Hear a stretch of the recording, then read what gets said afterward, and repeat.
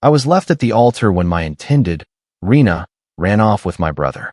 2 years later, she asked for my help, claiming she now saw the toxicity of my family. 2 years ago, I stood at the altar, ashamed and heartbroken. My intended ditched me an hour before the wedding and took off with my brother. I never saw it coming, or perhaps I overlooked the warning signs because I adored her. We had been together for 5 years, and I assumed we were happy.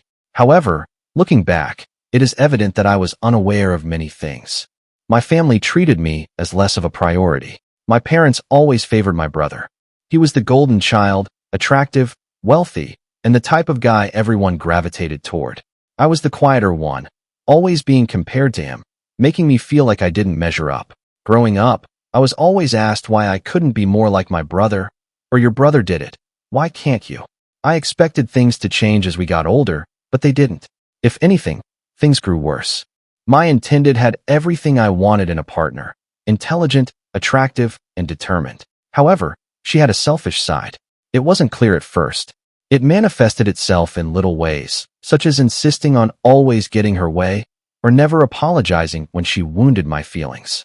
I dismissed it because I loved her and believed we were creating a life together. I never expected her to betray me the way she did. The wedding was meant to be the best day of my life. Everything was ready: the venue, the food, and the guests. I awoke nervous yet delighted, knowing that I would soon begin a new chapter with the woman I loved. Then, 1 hour before the ceremony, she called me. Her voice was calm, almost frigid, when she told me she couldn't do it. She'd stopped loving me. Then she revealed the true bombshell. She had been seeing someone else. That person was my brother. She didn't even appear guilty about it. She stated she didn't want to hurt me, but she felt compelled to follow her heart. I didn't even have time to digest what she said before she hung up. My parents, who had already arrived at the event, knew. My brother had told them earlier in the morning. Instead of supporting me, they tried to keep things calm to avoid humiliating themselves. When I addressed them, they defended her. They said things like, "Maybe it's for the best," and "You don't want to marry someone who doesn't love you." My mother even had the nerve to advise that I should be happy for them. My father was no better. He simply stood there and ordered me to keep it together. It wasn't until later that I discovered my parents' involvement in all of this. My brother had always been interested in her, and they seemed to think she was too good for me. They decided she would be a better fit for him. They had been urging her to select him for months, even offering her financial support if she left me for him.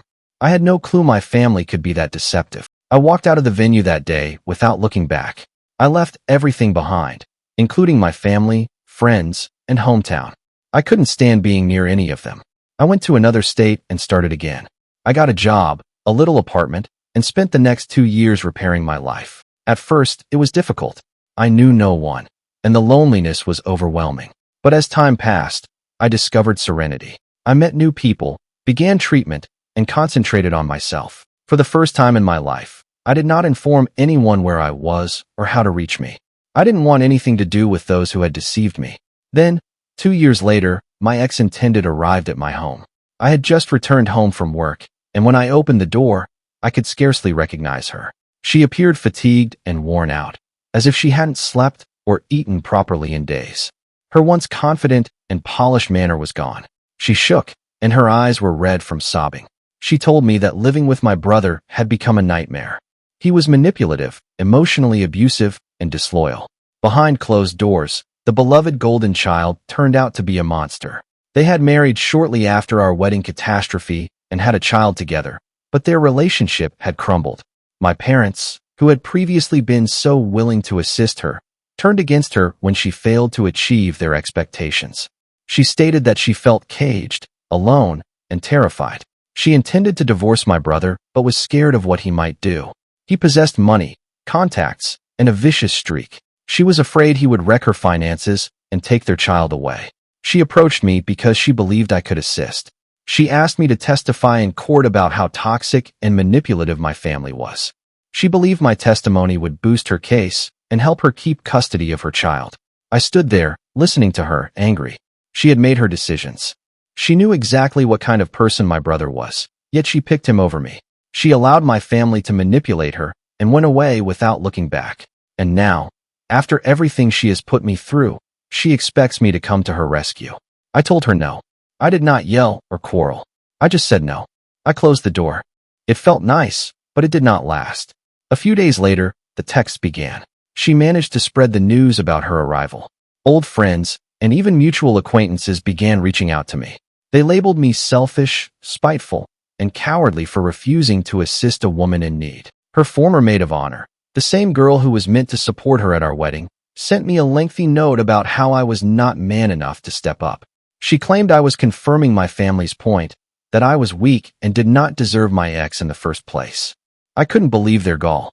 These people had departed from my life following the wedding. None of them had spoken up for me back then, but now they believed they had the right to lecture me. I disregarded the majority of it, but it still stung. They had no idea what I had gone through.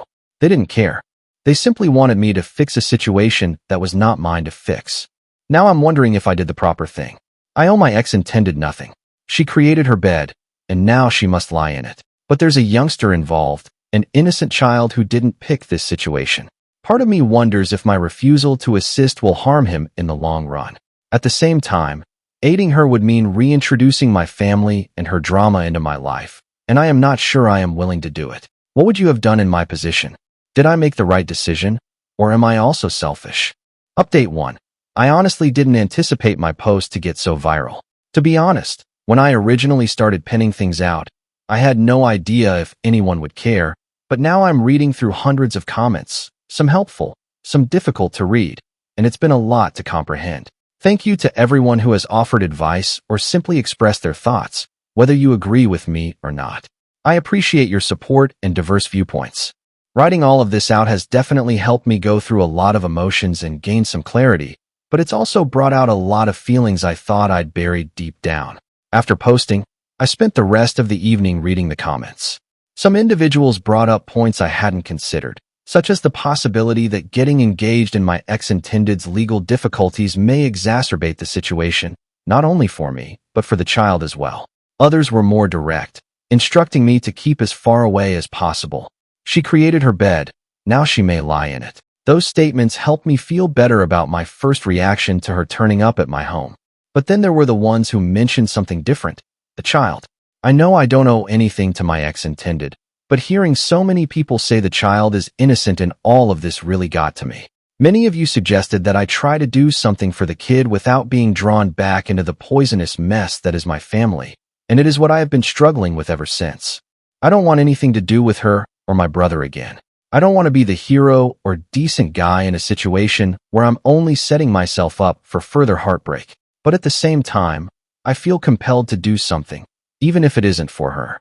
It's funny though, after reading so many of your comments, I began to wonder if there was anything I could do that wouldn't need me to communicate with her again or get dragged back into the drama.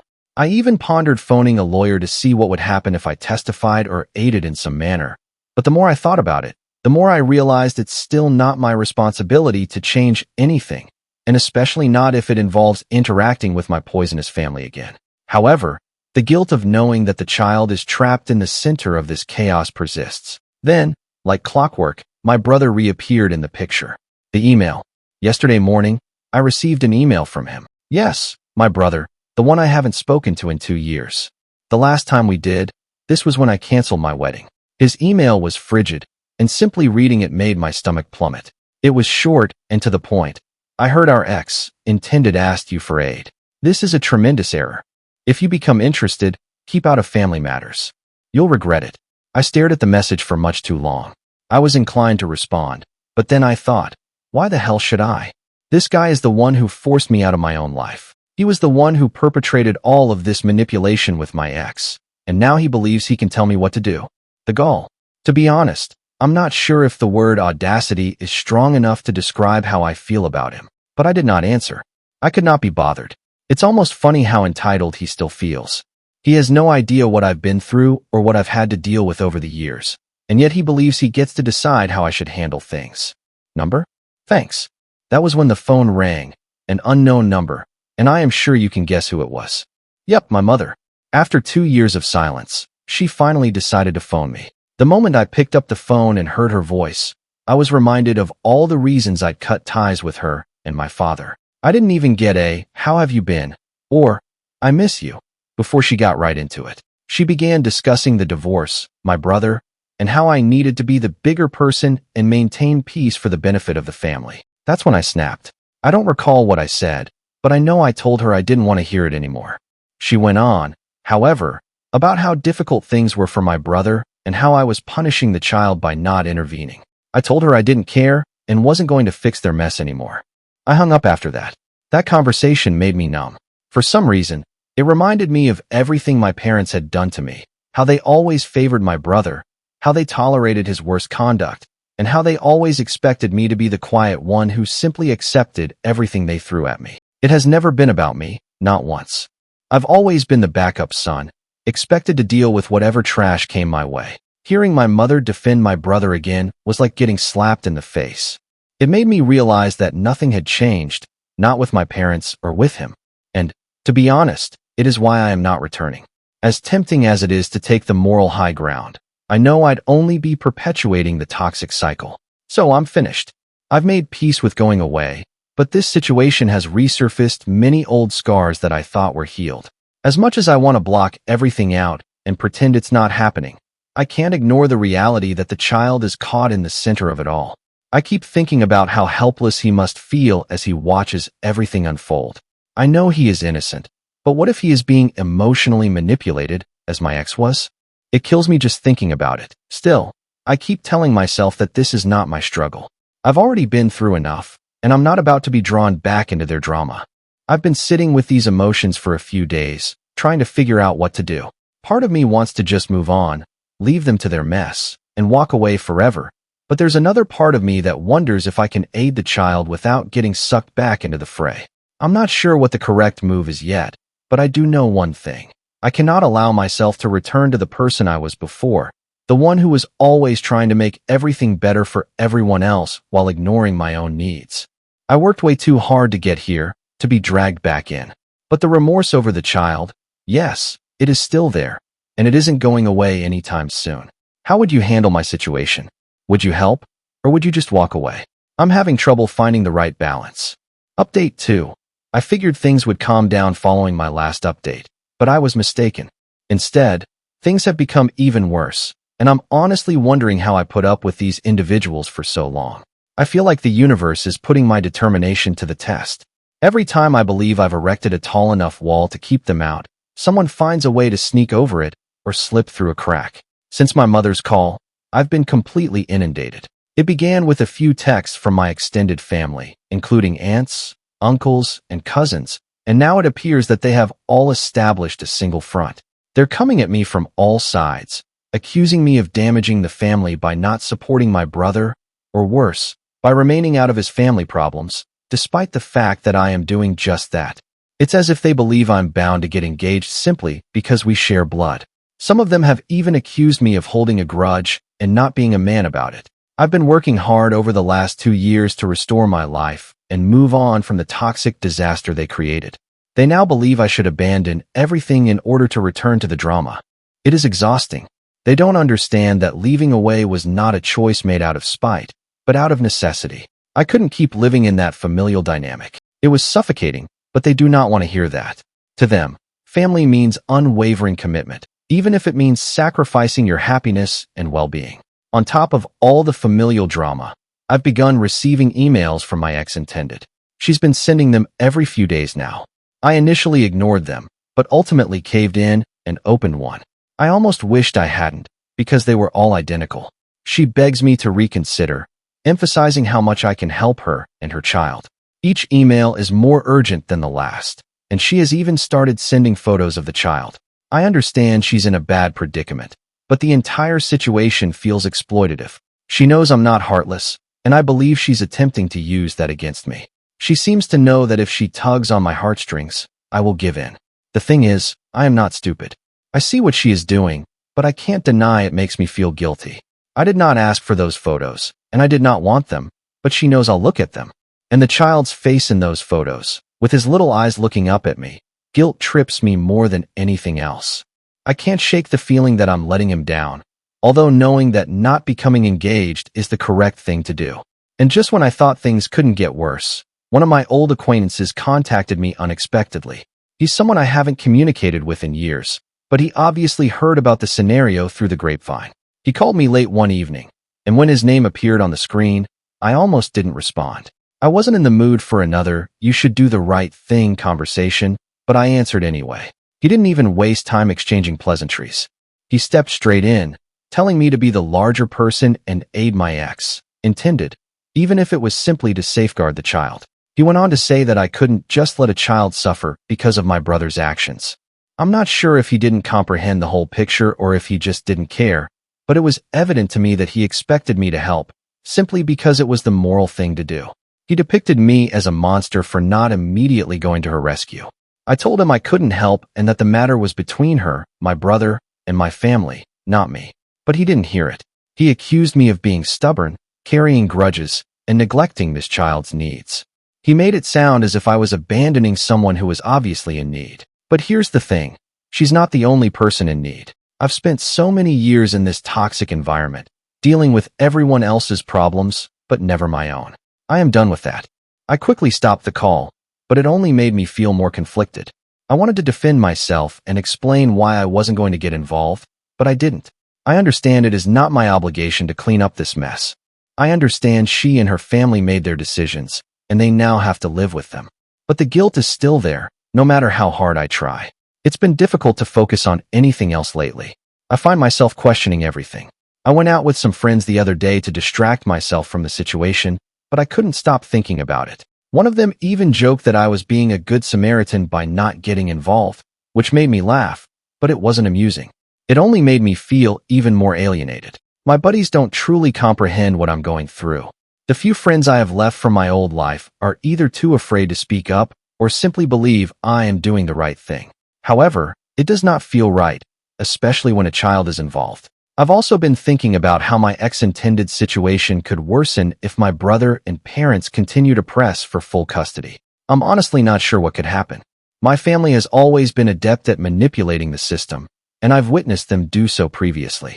I'm concerned that the youngster will be placed in a circumstance that is as horrible, if not worse, than what he is now suffering with. Despite these sentiments, I can't bring myself to get personally involved, so I am still stuck. Part of me continues thinking that remaining out of it is the proper decision, but another part of me is questioning if I'm making the wrong decision. Will I live in regret if I don't help? And if I do help, would it only lead me back into their toxic world? This is a no-win situation. What would you do in my shoes? Would you aid the child, even if it meant reconnecting with your poisonous family again? Or would you keep your distance and let them sort things out for themselves? Update 3. After reading more of your comments and reflecting on the situation, I realized I couldn't sit back and do nothing for the sake of the child. While I owe nothing to my ex, intended, or my family, I understood that the child did not choose to be born into this situation. He is innocent, and if I have the means to help him escape the toxic environment that my brother and family have created, I should try. But I also realized that if I was going to do something, I needed to keep my peace in the process. I will not let them take me back into their world. I've worked too hard to rebuild my life and set boundaries, and I'm not going to give it all up for something out of my control. So, I spent a lot of time thinking about it. Eventually, I came up with what I thought was the best compromise. I submitted an anonymous report to Child Protective Services, CPS. At first, I was unsure whether this was the proper decision, but as I thought about it more, it seemed evident that this was the only way I could possibly help, without getting dragged back into the pandemonium. One evening, I sat down with all of the information I had, what my ex-intended had told me about my brother's behavior, how my parents treated her, and how toxic and manipulative the family dynamic had always been. I added all pertinent details I could think of. I didn't simply talk about the physical and mental trauma my ex-intended had experienced. I also discussed how my brother's dominating behavior had impacted everyone around him, particularly her. I detailed how he had always used his charm to trick everybody, including my parents, into turning a blind eye to what he did. I made sure to explain how my parents had always supported him, making excuses for him, and putting me aside in the process. I realized that if CPS was to investigate the incident, they would need to grasp the entire context of the child's surroundings. My brother's behavior was not the only issue. My family had always opted to enable his act rather than hold him accountable. I also attached screenshots of some of the emails my ex-intended sent me. She had expressed her fear for herself and the child, her sense of being imprisoned in the marriage, and her lack of a support system. I knew I didn't have first-hand evidence of abuse against the child, but I hoped CPS would find enough in what I presented to launch an investigation. They might not be able to locate enough to intervene, but they would at least be aware of the situation. I needed to know that someone was watching out for the child, even if it wasn't me. Filing that report felt like a weight was lifted off my chest. It was the proper thing to do, but I didn't have to return to the craziness of my old life. I informed CPS that I wanted to remain anonymous and did not want to be contacted for follow-ups or participate in the case in any way. I did not want my name mentioned.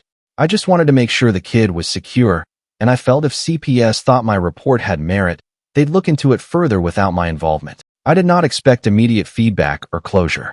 CPS was unlikely to provide me with updates, and if they did, it would most likely be after they had done an inquiry. I was at ease, knowing that I had done everything I could. I didn't have to reopen old wounds from my family's dysfunction, nor did I have to get caught up in their drama. At the end of the day, the report was the most effective thing I could do without jeopardizing my mental health or the life I'd worked so hard to rebuild. In the days that followed, I attempted to concentrate on moving forward, which is easier said than done. My family is relentless, and every time I think they'll leave me alone, another message or email appears. This time, it wasn't simply my mother and a distant cousin. This time, my brother reached out, and honestly, I didn't know how to answer. He sent me a short email accusing me of betraying the family and acting vindicatively. He told me I was making a major mistake and would regret it. But there was something else about the tone of the message that made me pause for a moment. It wasn't simply anger. He was concerned. I did not even bother responding. The more I thought about it, the more I realized that everything he said was pure manipulation. It was not about him. It was about control, and I wasn't about to fall for it again. I've done this song and dance previously. It is always the same. They try to make me feel awful about setting boundaries and doing the right thing, but in the end, they're the ones who caused this mess. I don't owe them an explanation anymore, for anything. I hadn't heard from my ex-intended in a few days, which was a relief, until yesterday, when I received one final email from her. It was short, just a simple message that read, "Thank you, and I'm sorry for what I put you through." There are no details, no explanations, only those words. It left me with mixed emotions. On the one hand, I'm relieved she acknowledged the pain she caused, but on the other hand, it made me realize how much she is going through. Perhaps something has changed in her situation, or she is finally recognizing the truth of her predicament. Regardless, it's evident that she's still battling. I don't know what will happen next in her custody struggle, but if there's even a slim chance she can get the child out of that harmful atmosphere, I hope it goes well for her. But I have to tell myself that I cannot get back engaged. I can't solve her problems, and I've already contributed significantly. Now it is up to the authorities. If CPS investigates and finds sufficient evidence to act, I will have done my part. If not, I'll have to admit that I can't control everything, no matter how much I want to. Final update. Thank you to everyone who has provided advice, encouragement, and even tough love. Your words helped me understand the big picture and gave me the confidence to act without second-guessing myself. And to anyone reading this who may be in a similar situation, it's okay to keep your peace. You can care for others while still maintaining your boundaries. Doing the right thing can sometimes entail taking a step back and allowing the system to work. You don't have to repair everything yourself. Do what you can, and leave the rest to people who are more qualified to manage it. I'm not sure what will happen next with my ex, intended, my brother, or any of this mess, but I know one thing. Whatever happens, I will be fine. Thank you for watching. If you haven't subscribed yet, please do so and hit the notification bell to stay updated with more shocking, real-life stories happening around you.